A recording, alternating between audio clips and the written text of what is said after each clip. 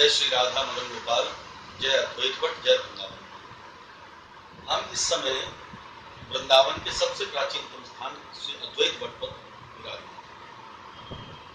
ये अद्वैत भट्ट अद्वैताचार्य की साधना स्थली है और बिहारी जी के वॉकिंग डिस्टेंस पर, यहाँ से बिहारी जी केवल 20 कदम दूरी पर हैं, जिसे वृंदावन का VIP रोड कहा जाता है। और ये इतना अच्छा लोकेशन है कि वृंदावन में जो VIP पार्किंग है, VIP पार्किंग से लगा हुआ ये अद्वैत भट्ट।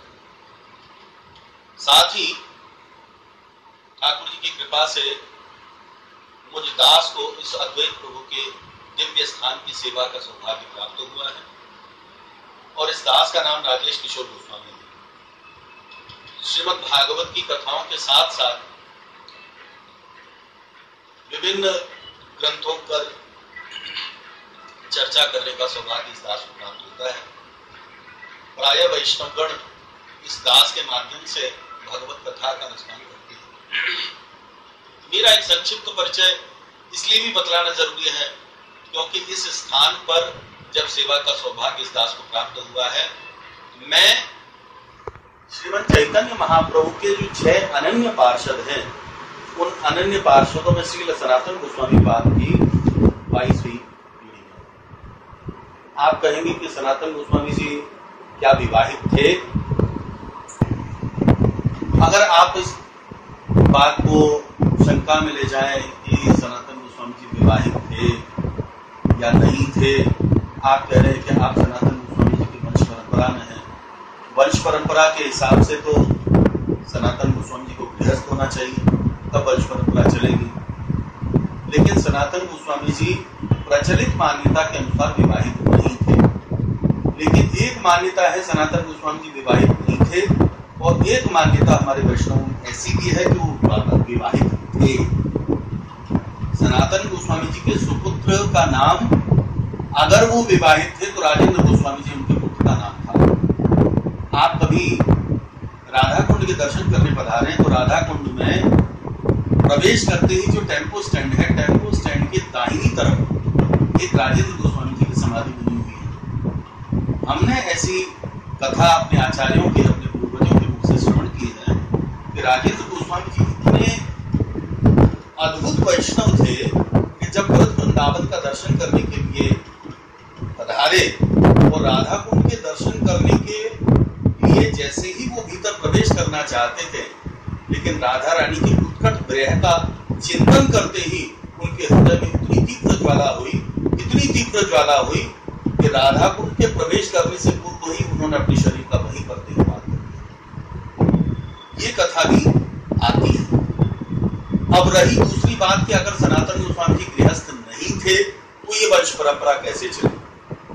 इसका समाधान यही है कि सनातन गोस्वामी जी की शिष्य परंपरा 10 पीढ़ी तक चली, लेकिन जब मदन मोहन लाल की सेवा का प्रकाश हो चुका था और चूंकि विरक्तगण ठाकुर की सेवा में नाना प्रकार के जो सेवा के परिधान है, प्रसाधन है, सब लाने में असमर्थ हो पा रहे थे, तब मदन मोहन लाल के आदेश से सनातन गोस्वामी जी के शिष्यों ने गृहस्थ परंपरा को स्थापित किया और यहीं से गृहस्थ परंपरा का, बिंदुकुल परंपरा का शुभारंभ हुआ और उस बिंदुकुल परंपरा में इस समय 22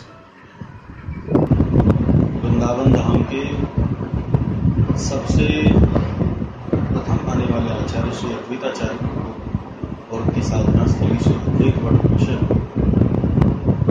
कुछ जानेंगे और कुछ उसके विषय में बातें। श्री अद्वैताचार्य प्रभु महाविष्णु के अवतार,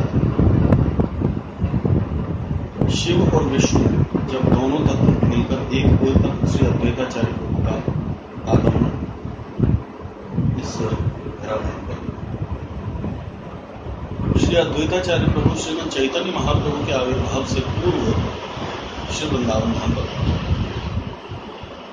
और जब वृंदावन धाम में आकर, वृंदावन धाम में जो सुप्रसिद्ध 3 वट हैं, वंशी वट, श्रृंगार वट, अद्वैत वट, जिनमें से प्रथम श्री वंशीवट, जहां भगवान ने वंशी बजाकर ब्रजगोपियों के साथ में रास का संकलन किया, और द्वितीय श्री श्रृंगारवट, जहां पर हमारे ठाकुर जी रास के मध्य में राधा रानी को लेकर अंतर्ध्यान हुए, और उस श्रृंगारवट के नीचे बैठकर ही उन्होंने श्री राधा रानी का श्रृंगार किया। वो स्थान नित्यानंद प्रभु की बैठक के रूप में भी प्रसिद्ध है। तृतीय वट है श्री अद्वैत वट, जहां श्री अद्वैताचार्य प्रभु आकर इसी वट वृक्ष के नीचे अवस्थान किए, और यहीं पर उन्होंने अपनी साधना और अपना भजन किया।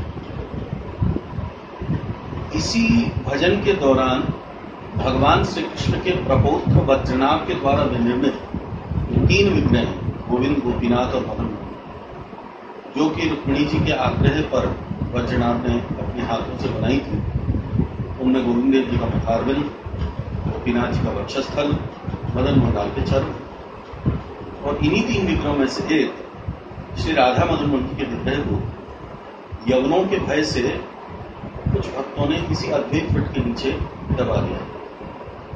अद्वैताचार्य प्रभु जब भजन कर रहे थे तब मदन मोहन जी ने उनको खबर दिया कि मैं बहुत कष्ट में हूं, अद्वैत, मुझे यहां से निकाल।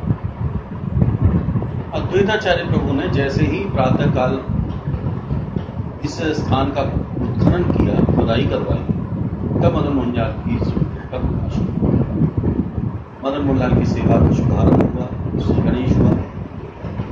लेकिन जब यवनों को इस बात का पता चला कि मदन मोहन की श्रृंखला की सेवा का शुभारंभ हो चुका है, एक दिन अद्वैताचार्य प्रभु जब यमुना स्नान करने गए हुए, तब यवनों ने मदन मोहन लाल की श्री विग्रह को खंडित करने के उद्देश्य का संकल्प किया। जब वो आए यहां पर मदन मोहन लाल सर्वांतर्यामी, तत्क्षण उन्होंने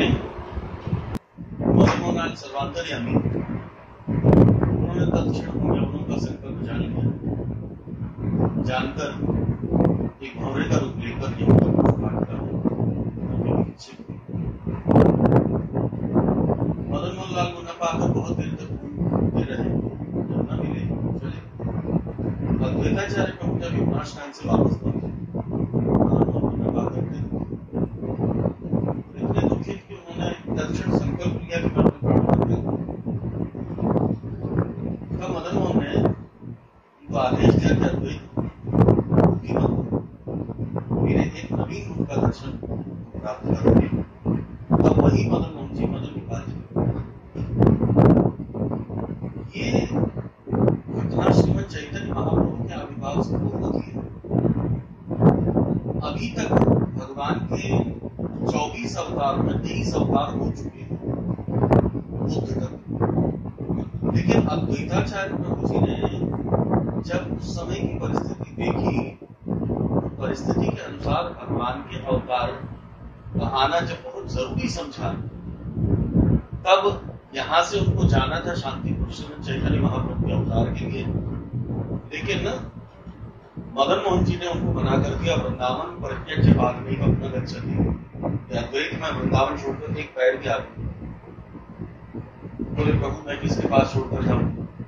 बोले अद्वैत, यमुना स्नान करते समय जो प्रथम ब्राह्मण से मुलाकात हो सकती है, मदन मोहन जी सौंपा। लेकिन इतने दिन तक मदन मोहन जी के साथ में लाड़ लड़ाया, उनकी सेवा की, उनका प्रेम पाया, प्रेम दिया। अब अद्वैत प्रभु की एक अकेले जाने की इच्छा है। अद्वैत प्रभु को आदेश दिया कि आप सुबह जाओ, वहां विशाखा से नीले बनाया होगा, अपने हाथों से चित्रपट नजर प्राप्त करूंगा।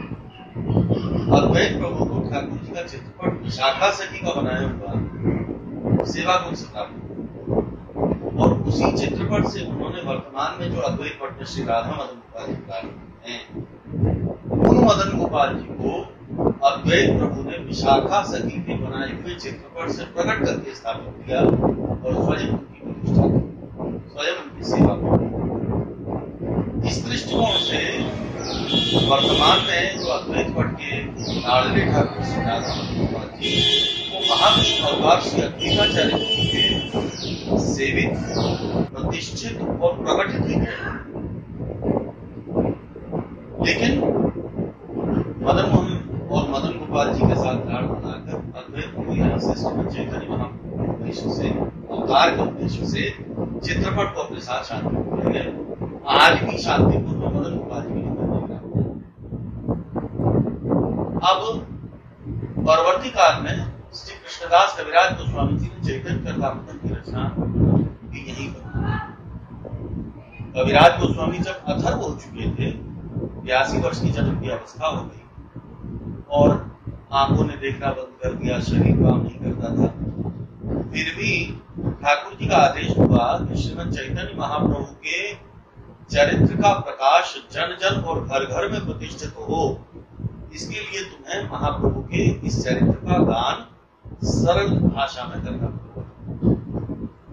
तब कविराज गोस्वामी बड़े थके हुए और प्रभु से प्रार्थना करने लगे कि प्रभु मैं कैसे ये कर पाऊंगा, अब 82 वर्ष की अवस्था है, आंखें देखती नहीं है, शरीर काम नहीं करता, क्या करूं। अद्वैताचार्य प्रभु ये साधना स्थली पर, इसी स्थान पर आकर कविराज गोस्वामी जी ने साधना की और यहीं पर मदन मोहन जी की प्रसादी माला निर्माल्य मदन मोहनलाल के पुजारी जी ने उनके गले में डाली और उसी माला से श्री कविराज गोस्वामी जी को ऐसी कृपा शक्ति प्राप्त हुई कि उस कृपा शक्ति से उन्होंने श्री चैतन्य चरितामृत की रचना का सामर्थ्य प्राप्त किया।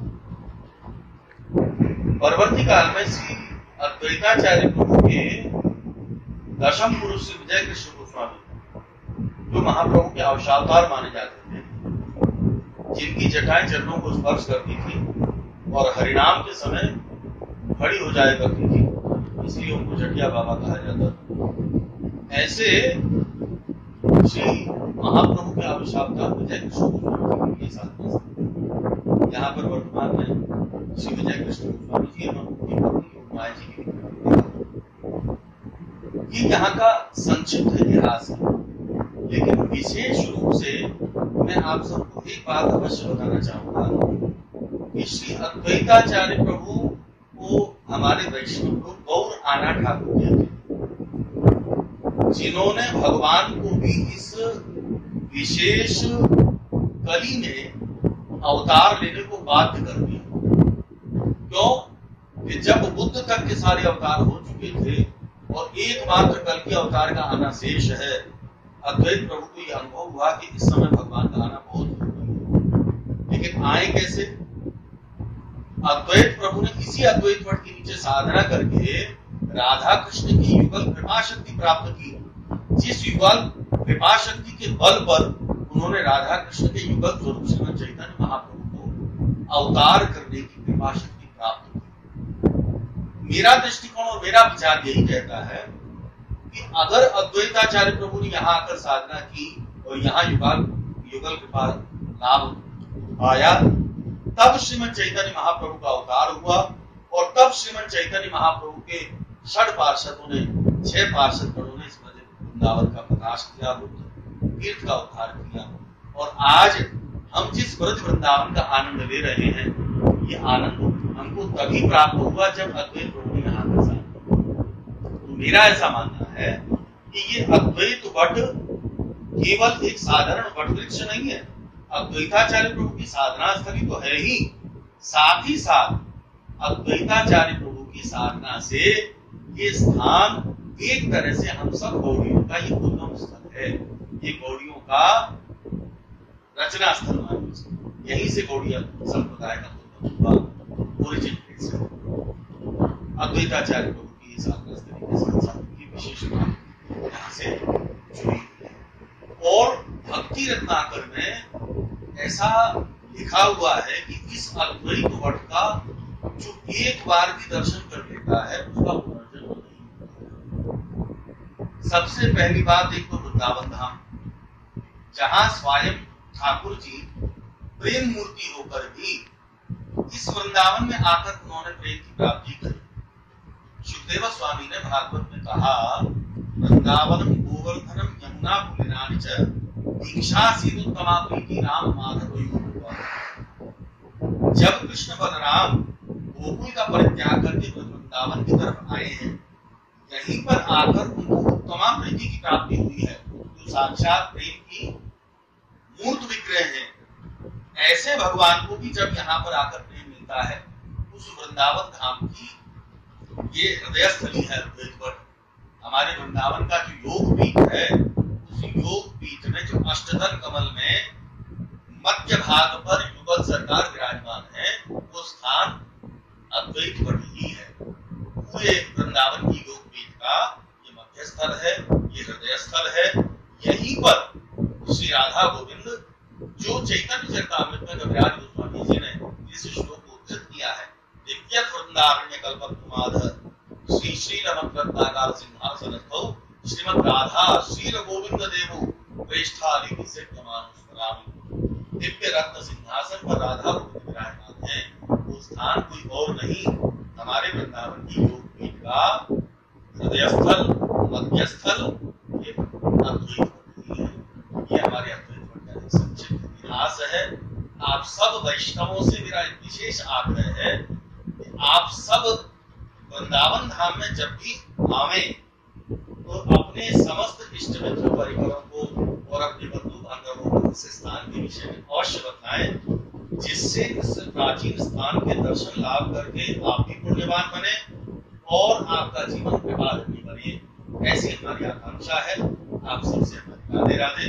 और इस अभिलाषा के साथ कि आप दर्शन के लिए अपने परिवारों के साथ अवश्य पधारेंगे, मेरी आप सबको